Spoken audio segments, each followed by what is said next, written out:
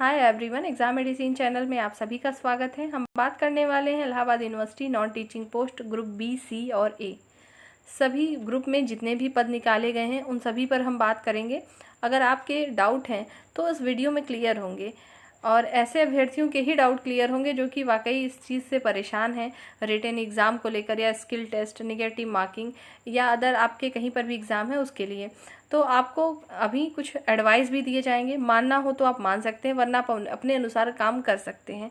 ऐसा भी होगा कुछ अभ्यर्थी बहुत ज़्यादा जानकार भी होंगे, इस नो डाउट। तो अगर आपको लगता है तो आप इस वीडियो को स्किप करिए और अपना टाइम वहाँ दीजिए जहाँ से आपको प्रॉफिट हो सकती है, मतलब अपनी पढ़ाई पर ध्यान दीजिए, ठीक है। और जिनको लगता है कि आपको यहाँ से सही इन्फॉर्मेशन मिलेगी तो वो इस वीडियो को कंटिन्यू देख सकते हैं। और दूसरी बात यह है कि आप सभी लोगों को ऐसा नहीं कि मैंने ये चीज़ें पहले नहीं बताई होंगी, किसी न किसी वीडियो में या पढ़ाई के दौरान ही बताई होंगी, बताई ज़रूर होंगी। एक चीज़ आज आप लोग और भी समझ लीजिए, चैनल के माध्यम से जो भी चीज़ें आपको मिलती हो, चाहे इलाहाबाद यूनिवर्सिटी की हो या किसी भी अदर वैकेंसीज़ के बारे में हो, सिर्फ कोशिश ये रहती है कि जो कैंडिडेट वाकई में परेशान है किसी चीज़ को लेकर, उनको इन्फॉर्मेशन नहीं मिल रही है, तो कोशिश की जाती है जितनी इन्फॉर्मेशन हमारे पास हो आपको दे सकें, और वही सही इन्फॉर्मेशन होनी चाहिए, ठीक है। और तो अगर आप लोगों को भी डाउट है इन सब को लेकर तो आप इसमें बने रहिए, आपको सब कुछ समझ में आने वाला है। और एक बात और है कि अगर आप अपने परीक्षा से संबंधित और किसी ट्रैक के बारे में बात करेंगे तो आपको ना ही आपके जो है कमेंट सेक्शन में रिप्लाई मिलेगा, ना ही आपको कोई वीडियो मिलेगी। सिर्फ यहाँ पे अगर आपकी कोई पढ़ाई से संबंधित प्रॉब्लम आ रही है, कोई चीज़ डाउट है इस एग्ज़ाम को छोड़कर अदर एग्ज़ाम को भी लेकर, तो आप पूछ सकते हैं, ठीक है। अपने पढ़ाई से संबंधित किसी भी क्वेश्चन को आप करिए, जितनी हो सकेगी आपको हेल्प करी जाएगी, ठीक है। आइए हम देखते हैं। और यहाँ पे सबसे बड़ा डाउट है रिटन एग्ज़ाम को लेकर, ठीक है। सबसे बड़ा डाउट क्या है? रिटन एग्ज़ाम को लेकर कि हमारे रिटन एग्ज़ाम होंगे कि नहीं। यहाँ तक कि आप लोग के मन में ये भी डाउट है मैं पढ़ूँ या नहीं पढ़ूँ।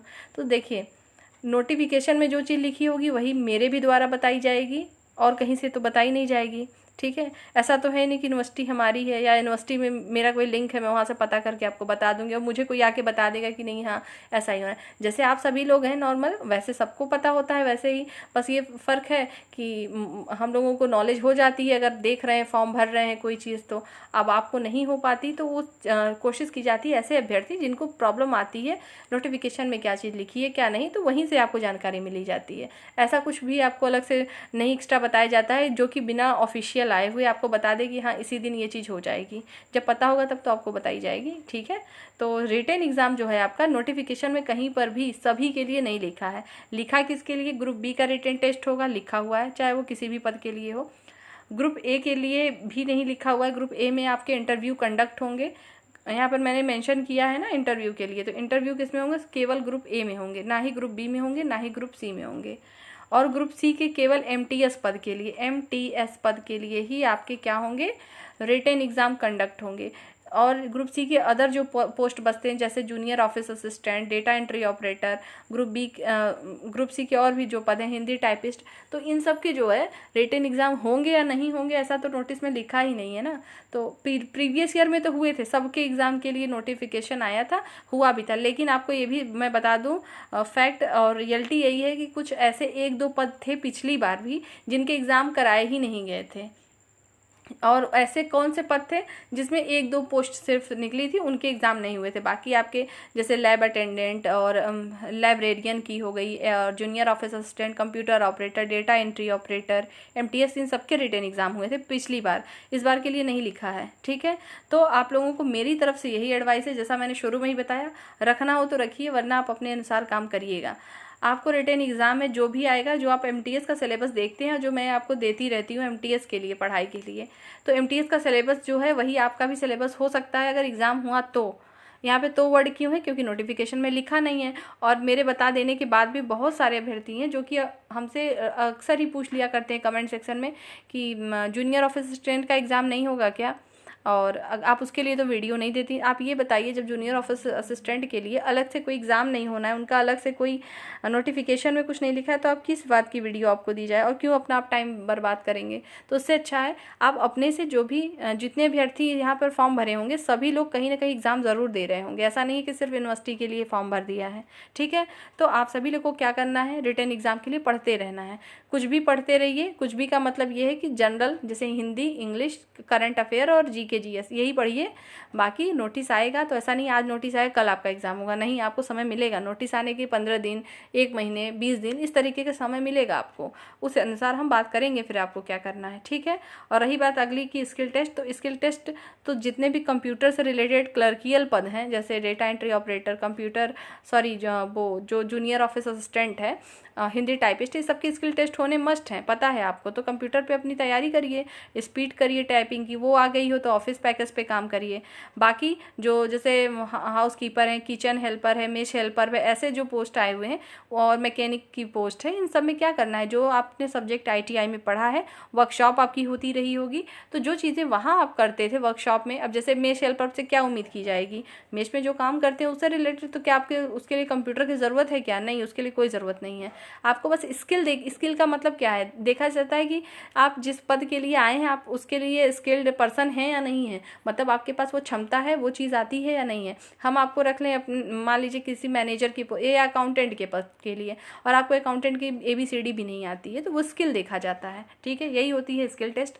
तो आप लोग जो अलग अलग पूछते रहते हैं कि बताइए मेरे में स्किल टेस्ट में क्या होगा, तो वही होगा जो आप, अगर जाहिर सी बात है कोई कैंडिडेट लाइब्रेरियन है या तो लाइब्रेटरी अटेंडेंट के लिए फॉर्म अप्लाई किए, तो उनका जो बैकग्राउंड रहा है, जो आपने साइंस की चीज़ें पढ़ी होंगी, लाइब्रेरी में की होंगी चीज़ें, कुछ चीज़ें अलग, वही सारी चीज़ें पूछी जाएंगी। और ये एकदम एग्जैक्ट कि क्या क्या पूछा जाएगा वो तो नोटिस अगर आ गई तभी बताया जा सकता है, ठीक है। समझ में पा रहे होंगे आप लोग मेरा मतलब क्या है। तो आप लोग अपना टाइम इधर उधर न करके काम में लगाइए, ठीक है।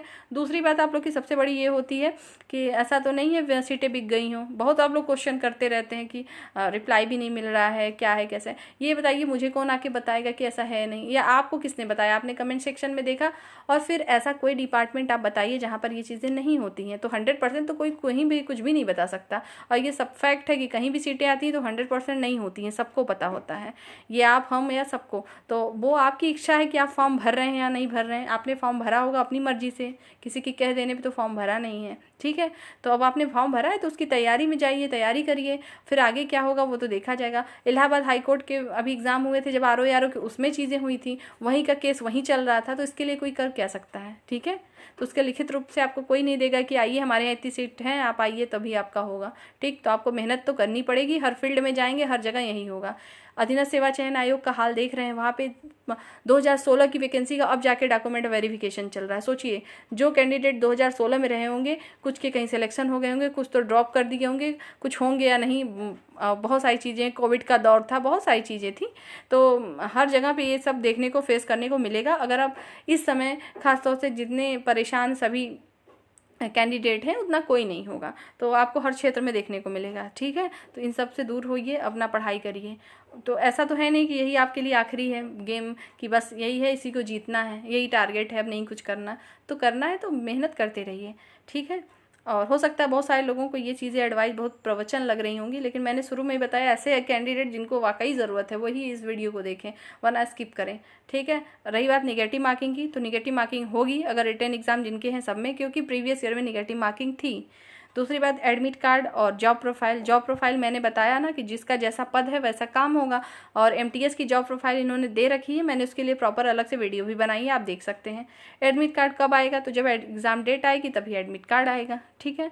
तो आपके जब भी होंगे, चुनाव का माहौल चल रहा है, अभी कुछ नहीं होगा, जून के लास्ट में ही कुछ हो सकता है या उसके बाद, उससे पहले तो मुझे नहीं लगता कोई पॉसिबिलिटी बन रही है होने की।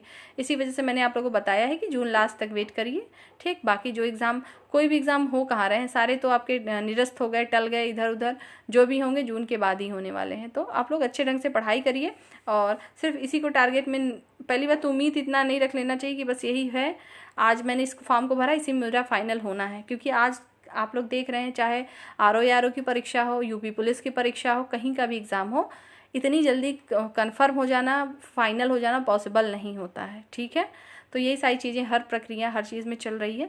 तो यही सारी चीज़ें आपको बतानी थी। इतने सारे सवाल थे आपके, शायद और भी होंगे, वो बनते ही रहते हैं आपके। जो वाकई में क्वेश्चन होंगे आपके एग्ज़ाम से रिलेटेड, वो आप पूछ सकते हैं। बाकी नेक्स्ट वीडियो में हम आपको फिर मिलेंगे। और दूसरी बात ये है कि जो चीज़ें आपको दी जाती हैं चैनल के माध्यम से उसको रिवीजन करिए, और वो मैं आपको देती हूँ जो कि आप उसको पढ़ेंगे तो कोई भी एग्ज़ाम, वनडे एग्ज़ाम देंगे तो सब में आपको काम आएगा। ऐसा नहीं है कि आपको इलाहाबाद यूनिवर्सिटी का उसमें टैग लगाए कि उसी में पूछा जाएगा। तो पढ़ाई कहीं भी व्यर्थ नहीं होती। आप जहाँ से पढ़ना चाहें, जितना पढ़ेंगे उतना ही कम होता है। तो जो अभ्यर्थी जहाँ से पढ़ रहे हैं वहाँ से पढ़ते रहें रेगुलर, ठीक है। बाकी आप लोग की अगर और क्वेरी हो तो पूछ लीजिएगा। नेक्स्ट वीडियो में जल्द मिलते हैं। जय हिंद।